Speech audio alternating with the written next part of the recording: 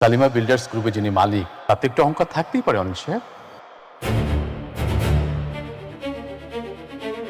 মেঘলার কাছে ক্ষমা চাইতে মেঘলার বস্তির বাড়িতে ছুটে এলো অনিক। মেঘলাকে ক্ষমা করলো অনিককে। তাই তো জানতে ভিডিওটি না টেনে দেখতে থাকুন শেষ পর্যন্ত। গরিব ঘরের রাজপুত নাটকটি যতই দিন যাচ্ছে ততই দর্শকদের প্রিয় হয়ে উঠছে। একের পর এক ধামাকাদার পর্ব উপহার দিচ্ছে এই গল্পের পরিচালক। তবে এবার ক্ষমা চাইতে মেঘলার কাছে ছুটে এলো অনিক। এমনই একটি পর্ব দেখতে হবে এই নাটকের দর্শকরা। আর দুজনকে এক হয়ে যেতে দেখবে এই নাটকের দর্শকরা। যে পর্বটি দেখার জন্য অপেক্ষা করছিল এই নাটকের দর্শকরা, কবে আবার এক হবে অনিক ও মেঘলা। তবে তেমন একটি পর্ব সামনে আসতে যাচ্ছে। আমরা ইতিমধ্যে দেখতে পেয়েছি আসল সত্যিটা জেনে গেছে অনিক। জেনে গেছে যে মেঘলা সালিমা বিল্ডার্স এর একমাত্র মালিক। এই কথা শুনে অবাক হয়ে যায় অনিক। অনিক যা বিশ্বাস করতেই পারছে না যে সালিমা বিল্ডার্স এর এত বড় কোম্পানির মালিক কেমন করে হয় মেঘলা। তখনই অনিক ম্যানেজারকে সাথে বলে আমাকে সবটা খুলে বলুন। এরপরে দেখা যায় ম্যানেজার অনিককে সবটা খুলে বলে। ম্যানেজার অনিককে বলে আপনি যে গ্রামে ওর বাবা মাকে দেখেছে, আসল বাবা মা নয়, ওর পালিত বাবা মা।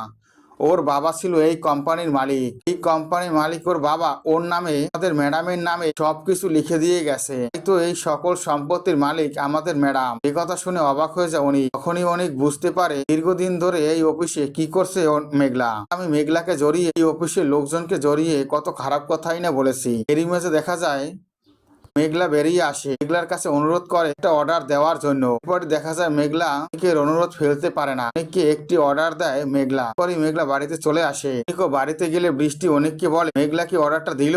বাবা সবটা বলেছে। এরপরে দেখা যায় অনিক বলে হ্যাঁ অর্ডারটা দিয়েছে মেঘলা। এখনই বৃষ্টি অনিককে বলে মেঘলার গর্ভে তোমারই সন্তান। তুল প্রান্ত করে তোমাদের ডিএনএ টেস্টের রিপোর্টটা উলটপালট করে দিয়েছে। 26 সবটা বলেছে। তুমি যাও গিয়ে মেঘলার কাছে ক্ষমা চেয়ে তার সন্তানের পিতৃ পরিচয় দাও। এরপরে দেখা যায় অনিক মেঘলার কাছে ছুটে আসে। মেঘলাকে বলে মেঘলা তুমি ক্ষমা করে দিও। আতুল আমাদের ডিএনএ টেস্টের রিপোর্টটি উলটপালট করে দিয়েছিল।